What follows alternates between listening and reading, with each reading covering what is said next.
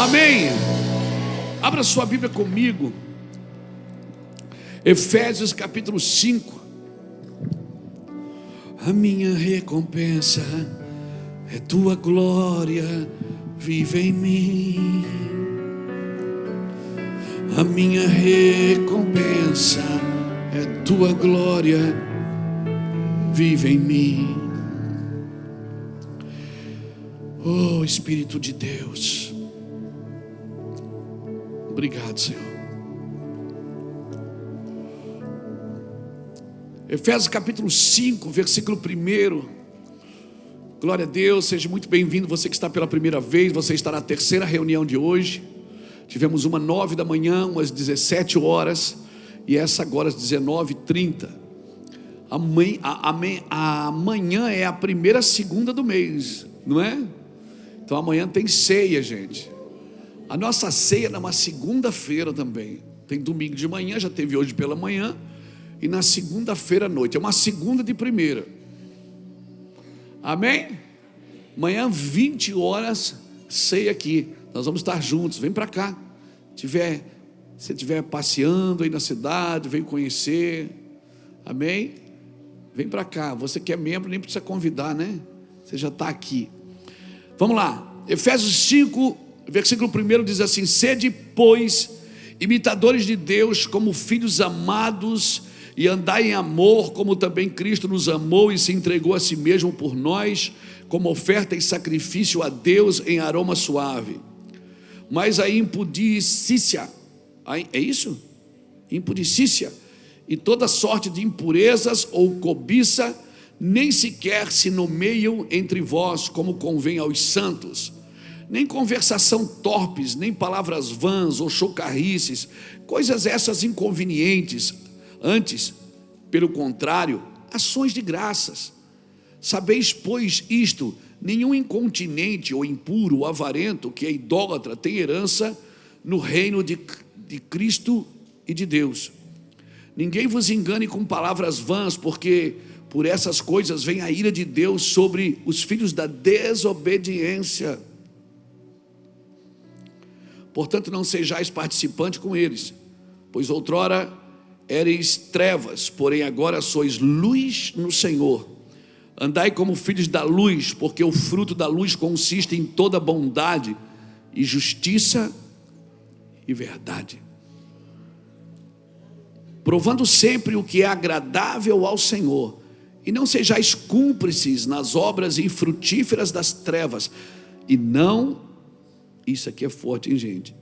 E não sejais cúmplices das obras infrutíferas das trevas, antes, porém, reprovai-as, porque o que eles fazem oculto, o só referir é vergonhoso.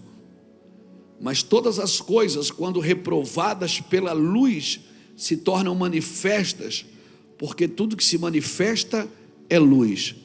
Pelo que diz: desperta, ó tu que dormes, levanta-te entre os mortos, e Cristo te iluminará. Portanto, vede prudentemente como andais. Não como nécios, e sim como sábios, remindo o tempo, porque os dias são maus. Por esta razão, não vos torneis insensatos, mas procurai compreender qual a vontade do Senhor, e não vos embriagueis com o vinho, no qual há dissolução, mas enchei-vos do Espírito, falando entre vós com salmos, entoando e louvando de coração ao Senhor com hinos e cânticos espirituais, dando sempre graças por tudo a nosso Deus e Pai, em nome de nosso Senhor Jesus Cristo, sujeitando-vos uns aos outros no temor de Cristo.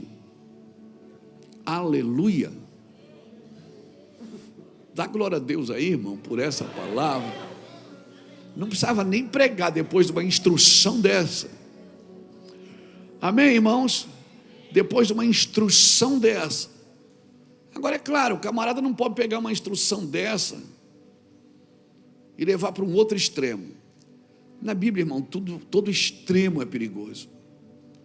Na realidade, na vida todo extremo é perigoso. Obrigado, Jesus, pela tua palavra. Eu acredito que há uma simetria para que a gente encontre esse lugar no Senhor. E eu acredito também que o Senhor valoriza o relacionamento e o companheirismo. Então tem muita coisa que você não vai fazer ou deixar de fazer porque você leu. E porque você leu, você achou que é assim, vai fazer e vai executar. Não, eu acho que o relacionamento e o companheirismo com Jesus vai trazendo vida para aquilo que a gente está vivendo. O Senhor vai deixando as coisas claras para a gente. Para mim, esse é o fluxo da graça de Deus. E quando nós andamos nessa consciência, esse fluxo da graça de Deus, ele aumenta em nosso meio. E quando esse fluxo da graça de Deus aumenta em nosso meio, até as nossas petições, elas já começam a ser de acordo com a vontade de Deus. A gente já não pede mais por pedir, né? A gente já não vai para a oração com uma lista de compras na mão. A gente já pede segundo o coração do Senhor. E a Bíblia fala isso, né? Seja então suas petições conhecidas diante de Deus. E essa palavra aqui, ela é uma palavra que tem pesado muito no meu coração esses dias. Vede prudentemente como andais, não como necios, mas como sábios, remindo o tempo, porque os dias são maus. Remindo o tempo, porque os dias são maus. Andar como sábio, não como tolo. Qual é a diferença de um sábio e de um tolo? O Senhor está dizendo para a gente andar como sábio, remindo o tempo, porque os dias são maus. A diferença de um sábio e de um tolo está naquilo que ele faz com o seu tempo. Porque se é para mim remir o tempo, eu tenho que gastar tempo com aquilo que vai me deixar sábio. E o princípio da sabedoria, o que é? Qual é o princípio da sabedoria? É o temor do Senhor, irmãos. Por isso que tem gente que aprende, mas nunca chega ao conhecimento. Por quê? Porque não adianta eu aprender sem temor. Eu preciso temer a Deus corretamente para poder amá-lo completamente. E se eu amo completamente, então eu também vou aprender a temer corretamente. Amor e temor caminham juntos, porque não é um convite para ter medo, é um convite para temer. Não é para ter medo, porque no amor não há medo. Temer é tratar com reverência aquilo que é santo, que é sagrado. É reverenciar, é fazer uma separação entre o santo e o profano. Se tu separares, Jeremias fala isso no capítulo 15, se eu não me engano, está na Bíblia, dos crentes. Se tu separar o precioso do vil, serás o meu porta-voz. Imagina, se tu separar o precioso do vil, serás o meu porta-voz. Deus não está dizendo que se você viver junto com o precioso, com o vil, então, talvez você não deixe de ser salvo, porque a salvação é pela graça. Mas para ser porta-voz, precisa separar sim. Para ser alguém que vai representar, uma salva de palmas para os nossos irmãos da mídia. Aleluia. Oh, aleluia. Que não são os midianitas. Eles são da mídia, mas não são midianitas. Aleluia. Olha ali, portanto assim diz o Senhor, se tu te arrependeres, eu te farei voltar e estarás diante de mim. Se apartares o precioso do vil, serás a minha boca, e eles se tornarão a ti, mas tu não passarás para o lado deles. Sabe, Deus está dizendo, se você aprendeu a separar o precioso do vil, você pode andar no meio do problema e não se tornar o problema. Você pode andar no meio do caos, no meio do pecado, com pessoas que vivem em pecado. Ah, mas eu não vou visitar meus parentes porque agora eu sou crente. Não, agora que você precisa ir, mas primeiro você precisa desse lugar, se arrepender, voltar ao Senhor, separar o precioso do vil. Amém? Tem gente que foi evangelizar nas boates e não voltou mais, irmão. Tem gente que foi evangelizada à noite e ficou. Estava pronto ou não estava? Não estava. Não estava preparado. Eu não posso romper. Eu não posso ir lá tentar romper as trevas se eu ainda estou em trevas. Amém, irmãos? Eu preciso estar na luz, porque acende a luz, as trevas são dissipadas. Mas se eu estou em trevas, eu não tenho autoridade para andar para ir em trevas. Vou lá evangelizar. Chega lá evangelizado, e o que é que o Senhor está dizendo? Eles se tornarão a ti, mas tu não passarás para o lado deles. Pode ir, pode ir lá evangelizar. Eles vão vir para o seu lado, mas você não vai para o lado deles. Amém? Não tenha medo de entrar em alguns lugares. Aí o cara diz assim: mas aquele irmão era uma bênção. Depois que ele foi para a política, ele desviou. Não, irmão, ele sempre foi desviado, só não aparecia. Aquele irmão era uma bênção. Depois que enriqueceu, desviou. Não, irmão, o dinheiro não desvia ninguém, só revela quem a pessoa sempre foi. A posição só revela. Tem gente que é uma bênção, dá um título para ela, já era. Sai pisando e massacrando todo mundo. Tem pessoas que não tinham nada. Não tinham nada. De repente Deus começa a prosperar. Ela tem um pouquinho de recurso, começa a pisar em todo mundo. Então foi a riqueza que desviou ela? Foi o poder que desviou ela? Foi a posição que desviou ela? Não. Só revelou quem estava ali dentro. Porque se você se arrepende, irmão, eu te farei voltar. Estarás diante de mim. Se tu separares o precioso do vil. Sabe o que é vil, irmão? Aquilo que é iníquo. Aquilo que não pode sentar na sua mesa. Aquilo que não pode estar diante de você. Então, portanto, não vos torneis insensatos, Paulo está dizendo, mas procurai compreender qual é a vontade do Senhor, e não vos embriagueis com vinho onde há contenda, mas enchei-vos do Espírito. Por que Paulo fala isso no versículo 18? Porque Babilônia, irmão, abre lá, bota aí para mim, Jeremias capítulo 51, versículo 6. A Bíblia diz que Babilônia embriagou as nações com o seu vinho. Fugi do meio da Babilônia, e cada um salve a sua vida. Não pereçais na sua maldade, porque é tempo da vingança do Senhor. Ele lhe dará a sua paga. A Babilônia era um copo de ouro na mão do Senhor, o qual embriagava a toda a terra do seu vinho. Beberam as nações, por isso enlouqueceram. Repentinamente caiu Babilônia e ficou arruinada. Lamentai por ela, tomai bálsamo para a sua ferida, porventura sarará? Queríamos curar Babilônia, ela porém não sarou. Deixai-a, e cada um vá para a sua terra, porque o seu juízo chega até os céus e se eleva até as mais altas nuvens. Babilônia não tem cura. A Bíblia diz que a Babilônia entorpeceu as nações com o seu vinho, com a sua cultura, com a sua forma de trabalho, intelectualizando a fé. Eu sempre digo isso, a fé não é burra, mas a fé, irmãos, ela não pode ser intelectualizada, porque a fé é uma loucura. As nações embriagaram com o seu vinho, por isso Paulo disse: não vos embriagueis com vinho onde há contendas, vocês vão enlouquecer, se vocês ficarem presos nos ensinos de Babilônia. E o que é Babilônia? Babilônia é tudo aquilo que governa sem o padrão de Deus.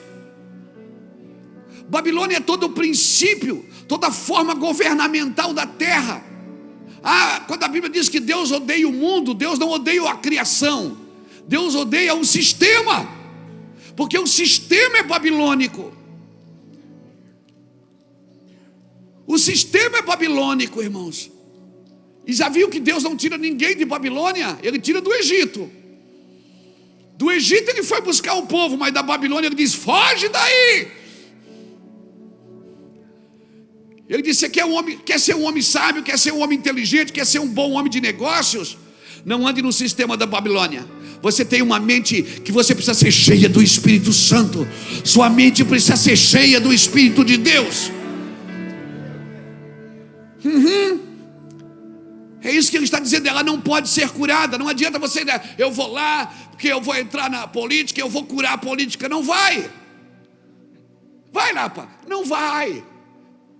Minhas conversas com o pastor Lapa, quando ele era vereador, quando ele foi candidato a vice-prefeito de Itajaí, minhas conversas com o Lapa eram: e daí, Lapa? Luiz, só Jesus, não tem o que fazer. O que a gente tem que fazer é poder servir as pessoas, porque o sistema é podre. Por isso que todo governo, todos os reis da terra se dobrarão um dia diante do Senhor.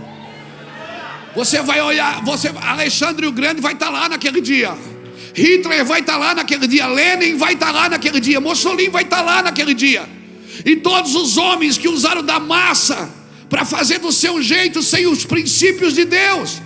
Todo governo da terra que não usa os princípios de Deus é babilônico, e não tente curar a Babilônia. O Senhor diz: tira a tua cabeça daí, tira a tua mente daí. Mas eu tenho que ir lá, tem que ir lá, tem que ir lá, tem que ir lá. Vai lá,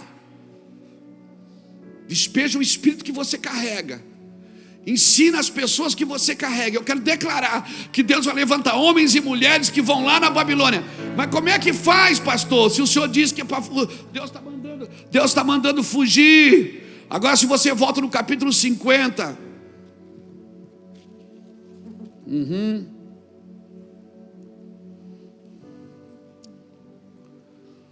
deixa eu ver onde é que está aqui.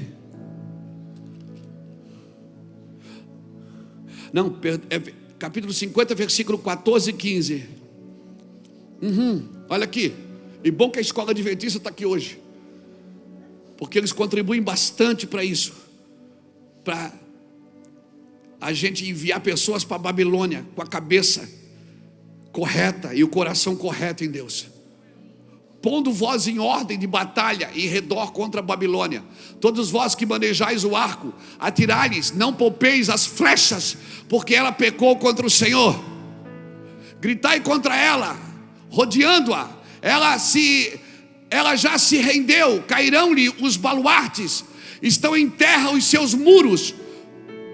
Pois esta é a vingança do Senhor, vingai-vos dela, fazei-lhes a ela o que ela o fez.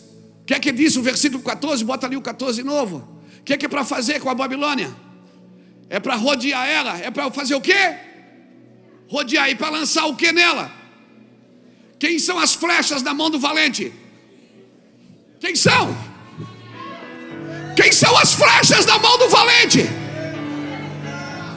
Você não pode esconder os seus filhos em casa achando que eles vão ser livres do mundo. Você tem que prepará-los com o Espírito de Deus, com a glória de Deus, com a unção de Deus, e dizer para os meninos: vai jogar bola, se torne alguém lá diferente. Vai fazer negócio, Tiago, se torne alguém lá diferente. Vá para a política, se torne alguém lá diferente.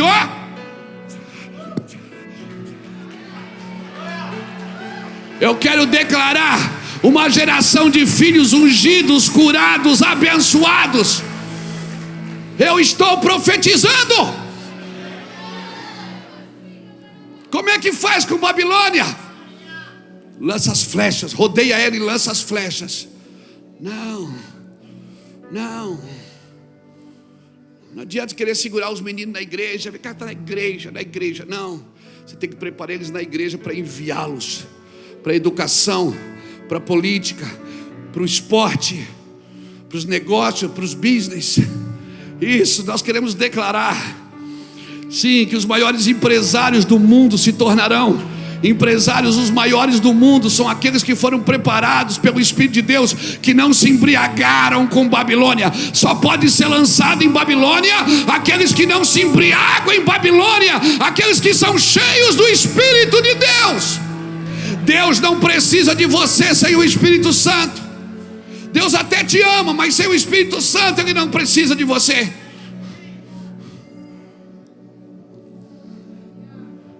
Não tenha medo de Babilônia.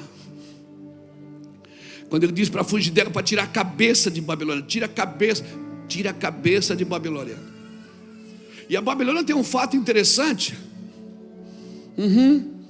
Tem um fato interessantíssimo em Babilônia.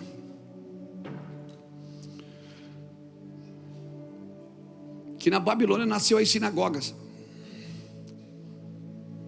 O povo que foi levado cativo, o povo de Deus de Israel que foi levado cativo para a Babilônia. Chegou lá, o rei da Babilônia permitiu eles fazerem a sinagoga. Então você ia na sinagoga,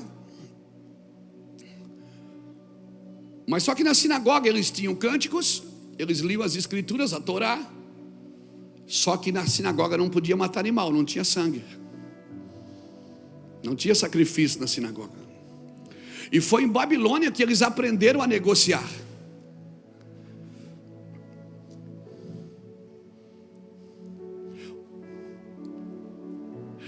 Foi em Babilônia que eles aprenderam a negociar. Então o que é que a Babilônia ensinou para o povo de Deus? Ensinou a negociar. Eles aprenderam a negociar, mas desaprenderam a sacrificar.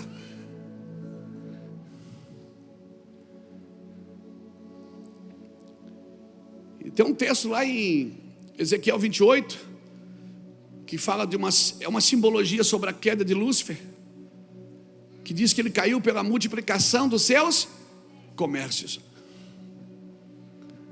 Então Babilônia, ela vai te ensinar muita coisa que aparentemente parece ser boa, mas se você não tiver o Espírito governando a sua mente, governando o seu coração, as suas intenções, é bem provável que você se perderá e se lambuzará com as riquezas de Babilônia.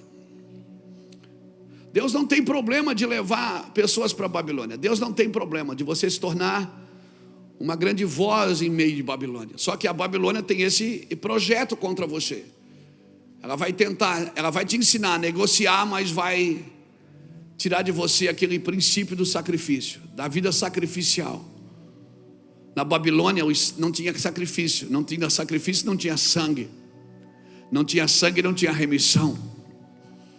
Você está entendendo? Eu estou forçando um pouquinho a barra? Não, é só para trazer um pouco de clareza. Quando Paulo ensina aos Efésios, no capítulo 5, ele diz, no versículo 18, não vos embriagueis com vinho. Aí tem o cara no púlpito que vai e diz, você não pode tomar uma taça de vinho que vai para o inferno. Não é isso que a Bíblia está dizendo. Tem uns que não podem mesmo. Não deve mesmo. Por quê? Porque bebia para ficar bêbado. Então não bebe mais, por favor. Não estraga a sua vida. Você já perdeu tudo na vida porque bebia. Por que vai arriscar de novo? Não come nem bombom que tem licor dentro. Por quê? Porque você já teve problema nessa área. Amém? Sansão matou um leão, não matou? Rasgou o leão no meio. Quando ele voltou, o que é que tinha dentro do leão?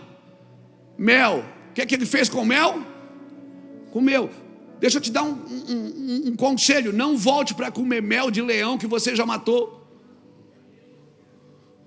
Não volte para comer mel de coisas que você já resolveu na sua vida. Você tinha problema com imoralidade? Não assista aqueles filmes picantes. Você tinha problema com pornografia? Não assiste, por quê? Porque você foi livre, você foi liberto. Está entendendo, amigo? Está entendendo? Não anda. Porque como é que você vai ser porta-voz em Babilônia, cara? Você tem que estar livre de tudo. Soltão, amém? Por quê? Porque Deus quer te levar lá em Babilônia. E você não pode negociar com Babilônia princípios e valores. Você não pode dever nada na Babilônia, não pode ficar uma moeda. Amém? Porque quando Deus tira o seu povo, até a unha, ele diz, Moisés disse, não vai ficar uma unha no Egito. Quem quis ficar em Babilônia e não voltou para restaurar, Jerusalém, vai ficar em Babilônia. Agora aprenda uma coisa, quem é que restaura Jerusalém? Quem é que restaura o lugar da promessa? Quem é que restaura o templo do Senhor? É os cativos que saem de Babilônia. Por isso que nós temos que lançar flechas em Babilônia, porque tem muitos cativos em Babilônia que nunca vão entrar numa igreja. Então a igreja precisa lançar suas flechas em Babilônia, pegar esses caras de lá, tirar essas pessoas de lá e trazer e dizer, eu vou te levar para um lugar que é muito melhor do que isso que você está vivendo. Amém? Agora como nós vamos entrar em Babilônia se nós não estamos puros de coração, limpos de mão e puros de coração? Quem subirá ao seu monte? Quem permanecerá no seu santo lugar? Oh meu Deus, alguém está me entendendo aqui? Então diz, eu estou compreendendo, pastor, eu estou compreendendo, a minha mente está abrindo, as correntes da minha ignorância estão caindo. Eu quero declarar em nome do Senhor Jesus que hoje muitas correntes da ignorância vão cair. Você vai se tornar um grande homem de negócio, fazendo do jeito de Deus.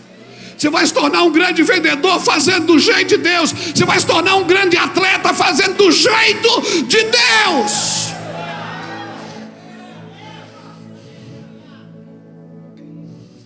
Tem um jeito de fazer, é o jeito de Deus. Tem uma forma de fazer, é a forma de Deus.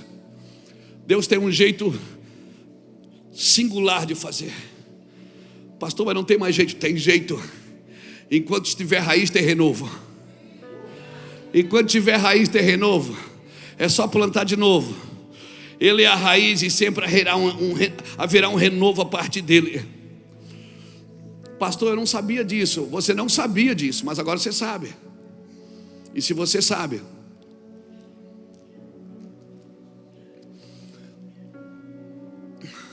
há muito mais condenação para quem já sabe, irmão.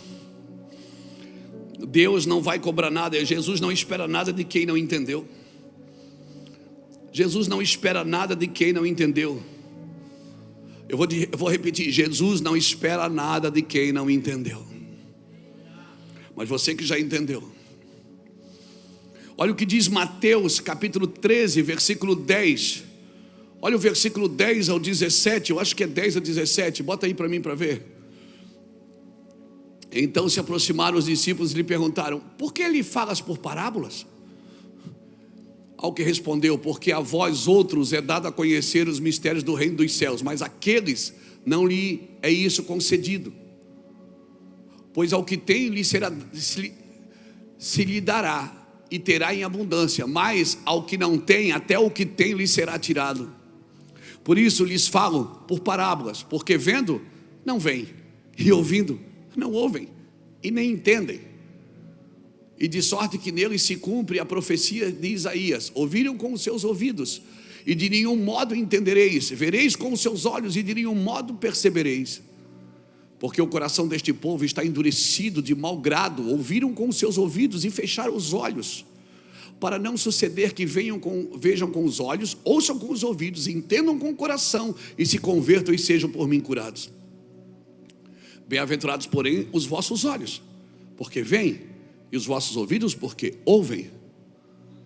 Pois em verdade vos digo que muitos profetas e justos desejaram ver o que vedes, e não viram, e ouvir o que ouvides, e não ouviram.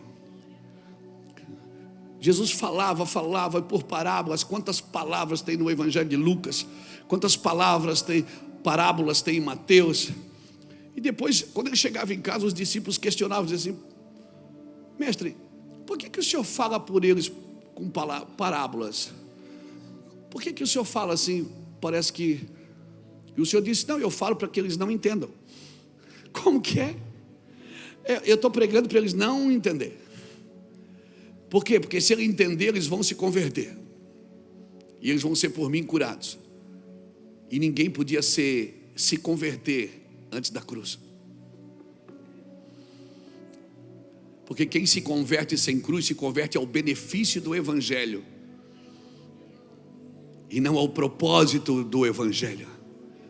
Por isso que em muitos lugares o Evangelho é apresentado somente o benefício dele, e não o valor e o preço dele. Jesus está dizendo: eu prego para que eles não entendam. Mas quando acontecer o que eu disse, aí eles vão entender. Noé foi chamado de louco por 100 anos, porque estava construindo um barco, esperando uma chuva, de uma inundação. E eu fico imaginando quantas pessoas passaram por aquele velho louco e disseram: esse velho é maluco. Falaram para os filhos: cuidado com esse velho, que ele é doido, ele está construindo um navio, um barco. Até quando choveu. É aquela metáfora da borboleta, da lagarta. Quando a lagarta disse na floresta que ia voar, todos os animais riram, menos as borboletas.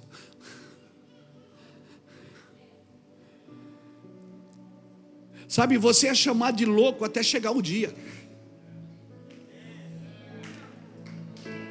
Esse é o problema de muita gente.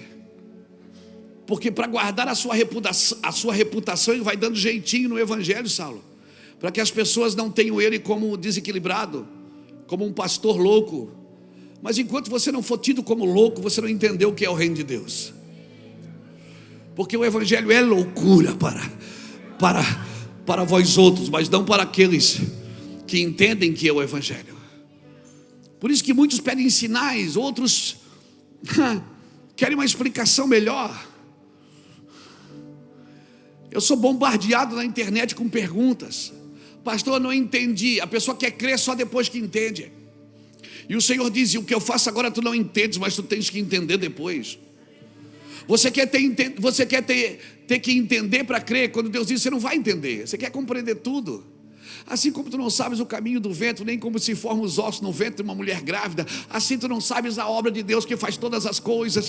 Por isso de manhã semeia a tua semente, de tarde não retires a tua mão, porque tu não sabes qual que vai prosperar, se essa ou aquela. Marcos 4:26, o reino dos céus é semelhante a um homem que lança semente na terra e vai dormir, não sabendo ele como a terra por si mesmo frutifica. Primeiro a erva, depois a espiga e por último o grão cheio na espiga. Você quer compreender tudo, cara, você não vai compreender. Por quê? Porque Deus quer que você creia para compreender, não que compreenda para crer. Porque não há fé nisso. Não há fé em quem compreende primeiro. E sem fé é impossível agradar a Deus. É claro, muitos se aproveitam disso e ficam ludibriando as pessoas. Mas não é porque tem gente ludibriando pessoas que não há verdade no evangelho. Tem um jeito, irmãos. Jesus não espera. Sabe qual é o trabalho do diabo? É multiplicar a ignorância. O trabalho do diabo é tornar a pessoa ignorante. Para quê? Para que não resplandeça nela a luz do evangelho. Jesus deixou claro, ele disse: com eles eu falo por parábolas, para que eles não se convertam, mas com vocês não. Ele estava dizendo assim: eles estão de fora, vocês estão dentro. O que os outros dizem de mim, dizem isso e aquilo, e vocês?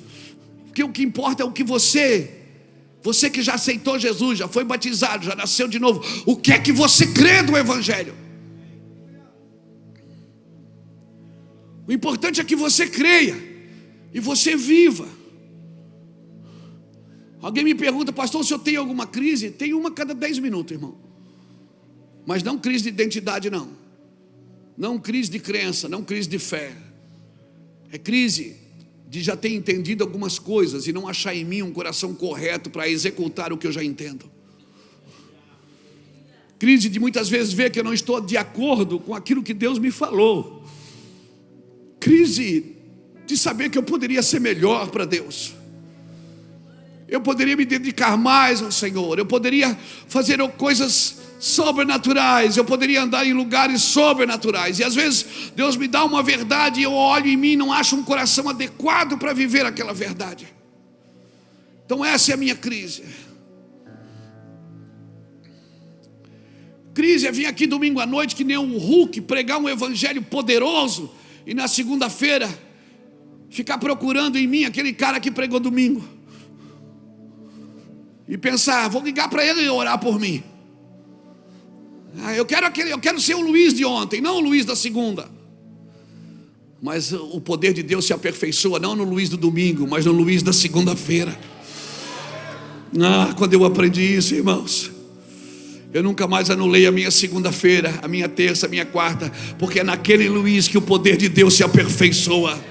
É aquele Luiz que muitas vezes quer desistir da vida, desistir de tudo, parar, ficar deitado, ficar na cama, num quarto escuro, dizendo: eu estou cheio de gente, cheio de crente, cheio disso, cheio daquilo. Eu não aguento mais viajar, eu estou cansado de olhar para a sua carne fraca, ainda pensando: meu Deus.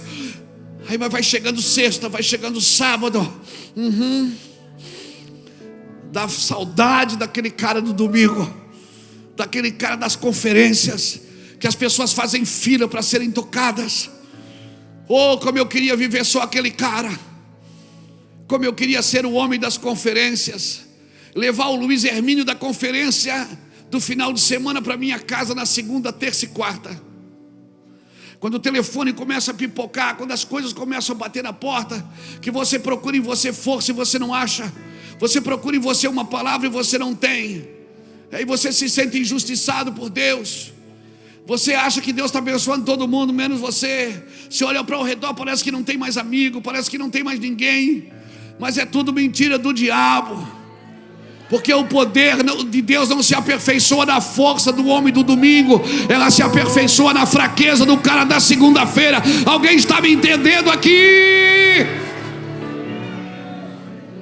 Nos dias ruins é que você está fortalecido por Deus, porque nos dias bons você faz, você tira de letra.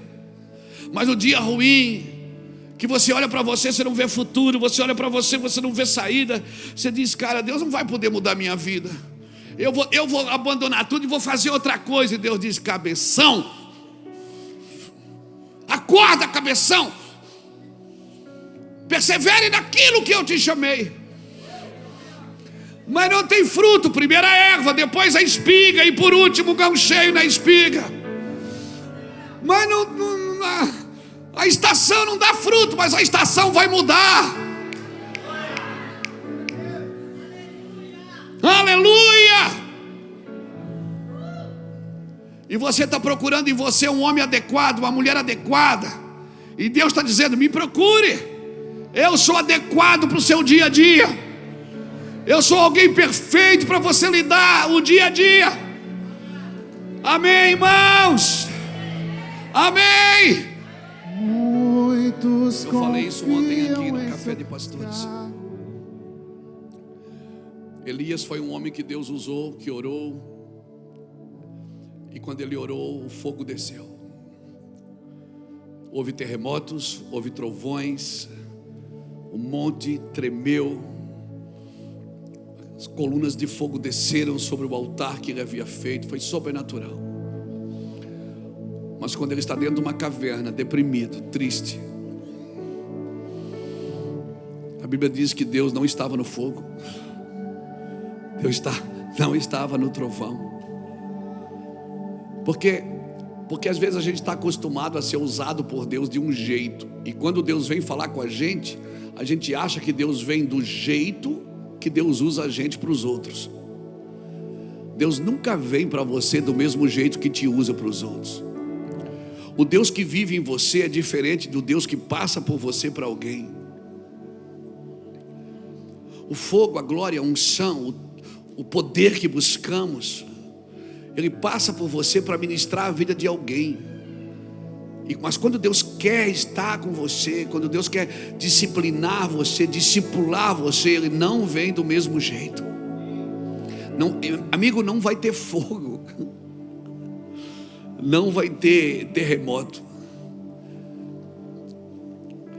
não vai ter. Deus não vai tentar impressionar você para te ter.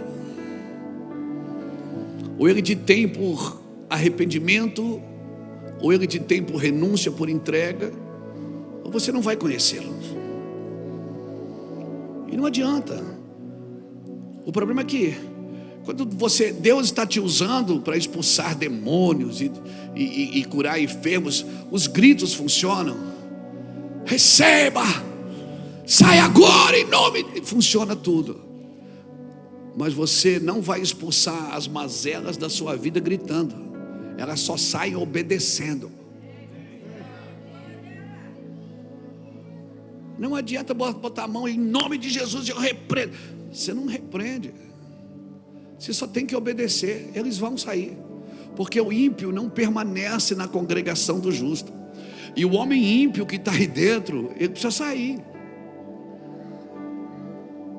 Ele precisa sair. Ele não pode habitar no mesmo lugar do que a glória de Deus. Amém? Então, irmãos, até hoje o que sustenta o império das trevas é a desobediência. Por isso Paulo vinha falando para os Efésios: olha, vocês sejam sensatos, não se embriaguem com vinho, cuidado com essas discussões tolas, essas coisas que não edificam, né? Essa vida que até pode estar entre os crentes. O que sustenta o império das trevas é a desobediência. Meu irmão, é uma coisa séria, mas eu preciso perguntar isso. Se você queria viver do seu jeito, por que você entregou sua vida para Jesus? se você queria viver do seu jeito, curtir a vida adoidado, fazer do seu jeito, viver uma vida sexual impura, se você queria viver fazendo negócios ilícitos, por que você veio para Jesus? Porque com Jesus não vai conseguir fazer isso. Você não vai dar continuidade. Se você queria viver do seu jeito, você não pode ter Jesus. Não, mas Jesus me ama. Isso é verdade, Ele te ama. Aqui o erro aqui é que você não o ama o suficiente para abandonar as coisas. A questão é que você não ama o suficiente para largar a imoralidade. É que você não o ama o suficiente para dizer não. Não me olhe assim. É verdade, eu estou falando com você o que Deus falou para mim há anos atrás. E vem falando constantemente. Você me ama o suficiente para deixar isso? Você me ama o suficiente para viver dignamente comigo? Você me ama o suficiente para não manipular pessoas, não controlar a vida delas? Você me ama o suficiente para não fazer mal para os outros? Você me ama o suficiente para viver um evangelho de verdade? Você me ama o suficiente, Luiz? Ou você só quer ser usado por mim e tirar algumas fotos no final do culto?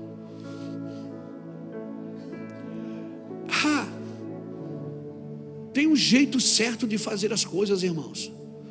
Paulo vem nos convidando, ele diz, não vos embriagueis com vinho onde há contenda, mas enchei-vos do Espírito, cantando, glorificando, exaltando. Irmão, Jesus não espera nada de quem não entendeu. Mas você que já está aqui dentro, você já entendeu, cara. E se você já entendeu, você só suja o pé se quiser. Pastor, é difícil, o diabo se levantou. Não foi o diabo que se levantou, foi você que se jogou. Porque o trabalho do diabo é se levantar contra todo aquilo que é ungido de Deus. Mas os que são nascidos de Deus, a Bíblia diz que o maligno não lhe toca.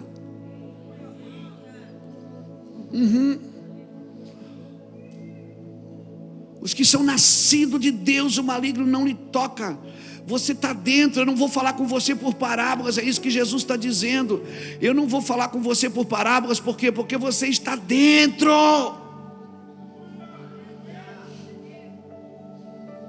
Porque quando ressuscita, Ele não apareceu para os de fora, Ele apareceu para os de dentro primeiro. E foi aos de dentro que Ele chamou para cuidar da igreja. Foi os de dentro que Ele chamou para sacrificar por Ele. Ele não cobra nada dos ímpios. Não adianta você ir para as praças gritar que Jesus está voltando e o ímpio vai sofrer. Não, irmãos. Eu acredito que quem sofrerá são os crentes irresponsáveis.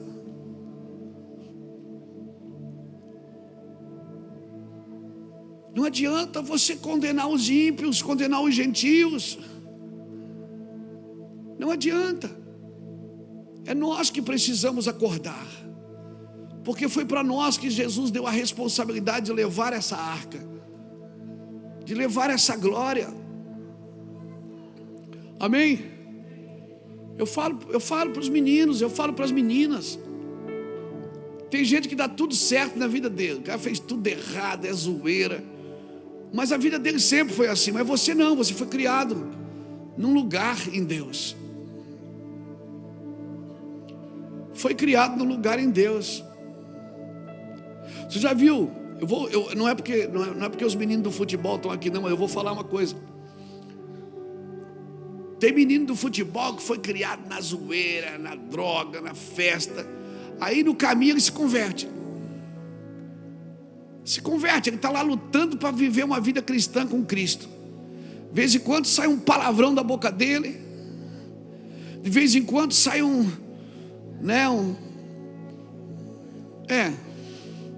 sai. Mas ele é ímpio. Ele está chegando, ele foi entrando. Mas você não, vocês foram criados na igreja.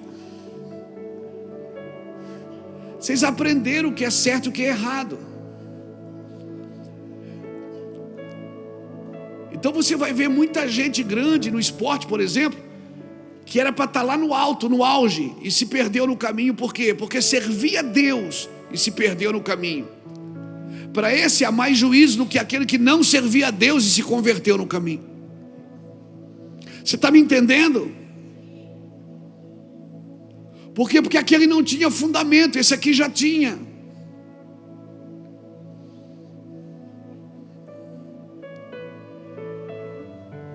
Então às vezes eu estou ligado, né? Estou ligado, estou assistindo às vezes o esporte, alguma coisa, e eu vejo ali, poxa, tem aquele jogador, o nosso jogador aqui do Brasil, que já era para ser bola de ouro umas 3 vezes. Mas por quê? Nasceu no Evangelho, irmão, se perdeu no caminho, trocou o Evangelho por zoeira.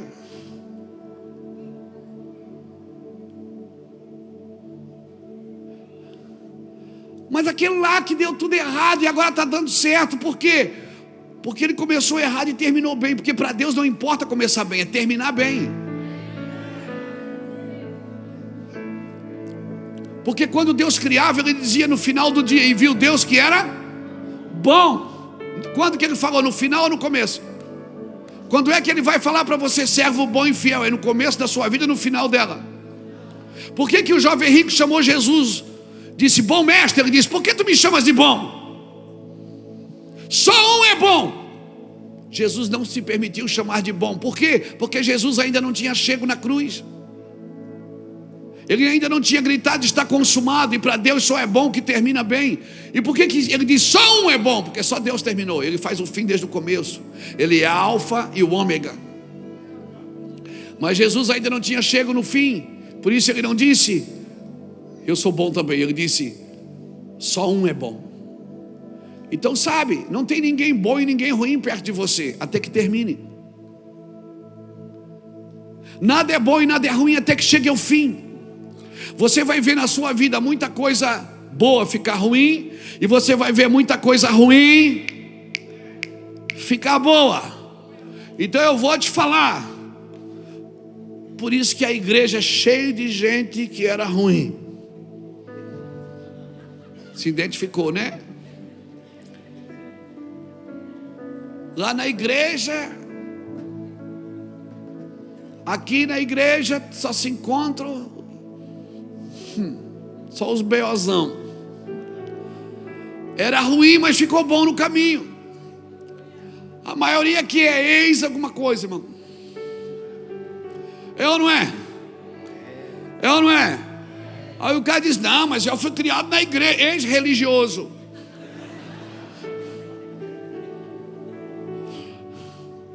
Todo mundo é ex alguma coisa. Por isso que eu amo igreja. Porque se olhar para trás dá vontade de correr para frente. Só tem nóida, irmão. Quanto mais eu olho para trás, mais dá vontade de ir para frente. Aí fulano de tal pergunta, isso aí, fulano de tal está na tua igreja? Eu digo, tá aí. Eu digo, é verdade, era mesmo. Eu era. Amém. Só que agora, irmãos, a nossa vida tem que mudar para a gente chegar bem no fim. E não crie falsas linhas de chegada achando que já chegou, porque ainda não chegou. Amém? Aquele que chegar até o fim não chegou ainda, irmão. Então seja sensato, querido. Eu quero deixar essa palavra para o seu coração e para a sua vida. Eu quero deixar essa palavra no seu espírito, para que eu e você sejamos ministrados por ela nessa semana. No que depender de você, irmão, muda as coisas. No que depender de você, bota algumas vírgulas. Não bota vírgula onde Deus já botou ponto final, mas também não bota ponto final onde Deus botou só uma vírgula. Amém, querido? Vai indo, vai mudando, vai fazendo, vai tirando uma coisa de cada vez. Vai mudando. Amém? Você recebe essa palavra? Você recebe essa palavra? Fica de pé comigo então.